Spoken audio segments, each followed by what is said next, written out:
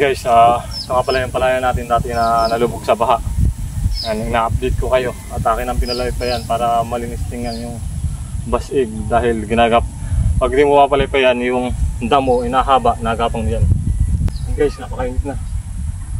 Kala ko hindi magkakaigit ang talim kong ito dahil laki nga ng sira, pero yun nga lang, yung sabi nga, sipag at syaga lang, magbubunga rin. Yan. At ngayon naman ay malaki na. Padalawang buwan na siya guys ngayon. Padalawang buwan na malaki na.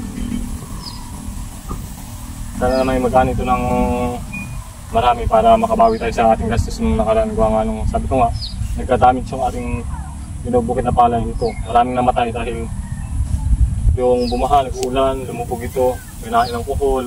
Yan. Isa pang pinakang kalaban sa palayan ay yung kuhol. Dahil pag yung kuhol ay dumadami, mas dumadami rin ang sira. Kaya dapat ay habang maaga pa ay sprayan. Pero nung makaraan naman, siya nagka-damage na malaki dahil nag-uulan nga.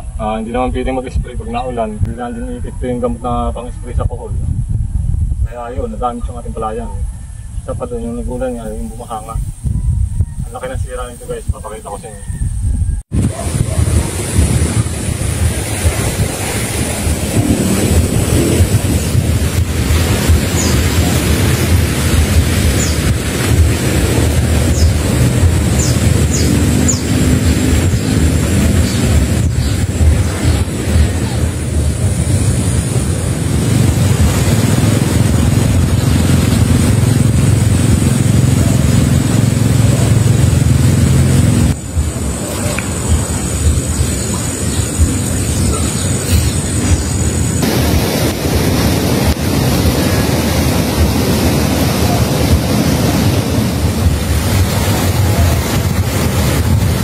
Yung update ngayon guys lang guys, at papakita ko sa iyo yung ating palayan.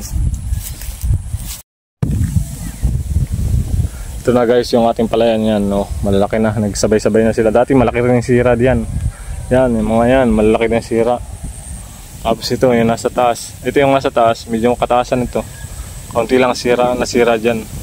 Ito talaga sa akin ang pinakamababang binubukid. Pero sa awa naman ng Diyos at sa pagtutulungan namin ng aking magulang ay yun, nataniman namin yung mga bakanting lupa na namatayan ng talok. Yan guys, makulimlim ang panahon ngayon pero hindi naman naulan, tama lang.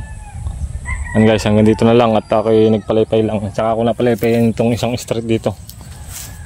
Ayan, ito munang inuna ko. Yan guys, may mga natalok doon. Yan, huling-huli na yun, tumatalok doon. Yun nga pala guys, hindi nagkasabay-sabay yung pagtalok dito nga, gawa nga yun.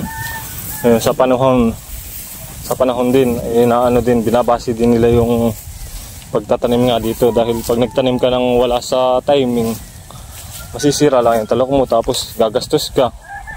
Sayang lang yung gastos mo, tapos mamamatay lang yung tanim mo. Yan.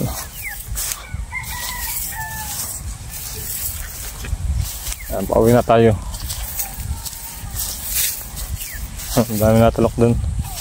Yan, ito nga pala yung pinalipayan ko guys. Yan. At uwi na ako. Nagugutom na rin ako eh.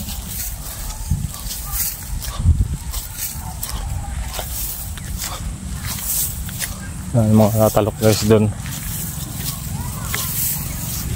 Ganito ang buhay sa probinsya guys.